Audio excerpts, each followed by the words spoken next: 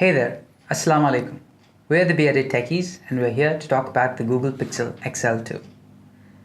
As you're well aware, previous devices launched by Google were called the Nexus devices.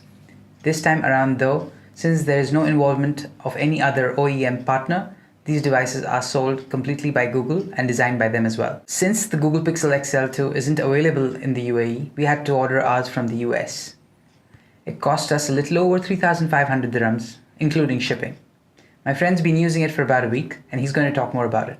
Honestly, I don't know if I am satisfied or disappointed with this device. Don't get me wrong, this is a brilliant device, but it has got its share of good, bad, and messy, more than I would have hoped. I'll start off with the good. Right off the bat, I will say that the fingerprint sensor is amazingly fast. It is mind-bogglingly fast. It leaves the competition way behind. The second thing is build quality. The metal body with its plastic coating gives it a nice subtle sandstone finish. And to be honest, the panda color variation looks very cool. Unfortunately, by the time I pre-ordered this piece, it was sold out. I'm not going to talk about the processor and the RAM because everyone knows that a Snapdragon 835 and a 4GB RAM on your phone will be able to take whatever you throw at it. I will mention that Google gives unlimited photo and video cloud storage for its Pixel devices at its original resolution, which Google downscales for other manufacturers to high resolution, but not for the Pixel. The camera is brilliant. DxO has given it a 98% score. A 98 mark score. Only Huawei was able to beat Google Pixel, but they did very poorly. They lost a lot of marks in the video, hence their overall score was lower than the Pixel. And I will mention that Google's AI for the camera does an amazing job when it comes to low light and portrait mode. I'm very happy with its results. Yes, the way Google's algorithm works for the pictures is mind-bogglingly good. And honestly, I do love pure Android. Each one to his own. I personally prefer TouchWiz, but pure Android is a breeze on this phone. There is absolutely no lag whatsoever on this device. Another thing that I'd like to talk about is live wallpapers. First Pixels, when they came out with these live wallpapers with Google had done an amazing job. And they've gone ahead and improved that even more on the Pixel XL2. A few of the wallpapers that we've seen online, these can be also installed on the original Pixel as well as other smartphones. We've got a link in the description below for you to check it out.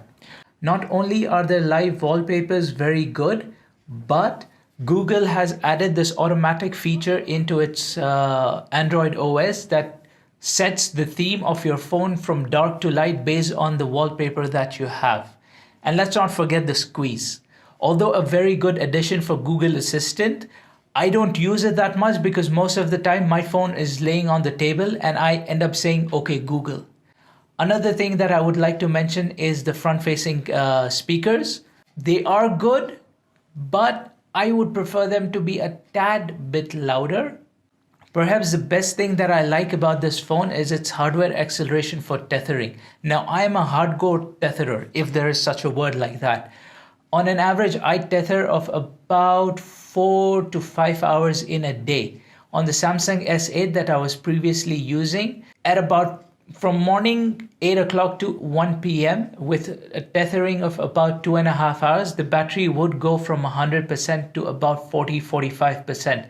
But on the Pixel, it goes from 100 to about 60-65, which in my opinion is amazing. So at the end of the day, I am left with about 30-35% charge on a single charge I have to add.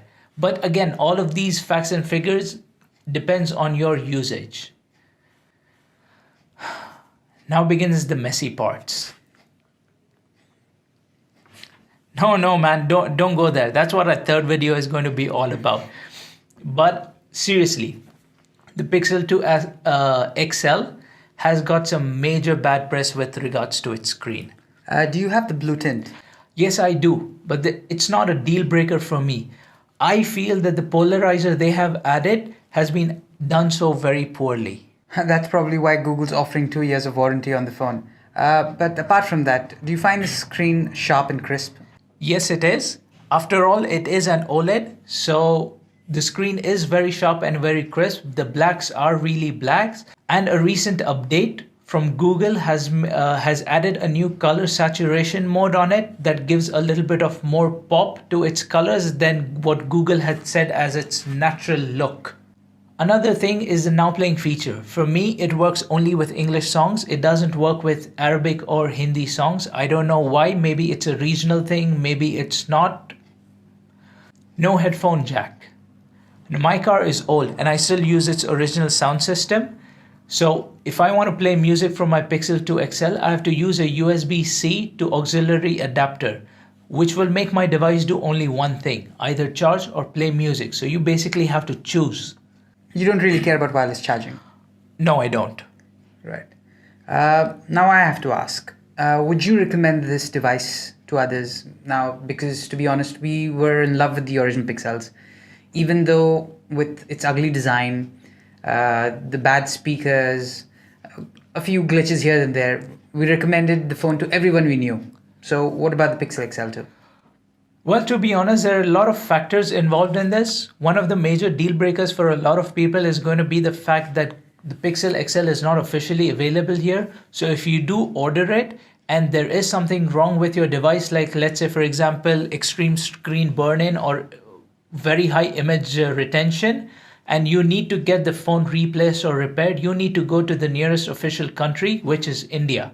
And keeping aside the blue tint, if it doesn't really matter to you, the phone is brilliant, hands down. The multitasking is very good. The OS is very fluid. The camera is the best in the market, and it looks like it's going to stay that way at least for the next foreseeable future. And the best part about getting this phone would be the constant updates. The Pixel XL will be the first phones to get any Android updates at least for the next 3 years, as Google has officially stated. So yes, I would recommend this phone. Well, there you go. Pixel devices are still the best ones to buy. Well, now we've come to the end of this video. We hope you've enjoyed it. Like the video and do subscribe to us.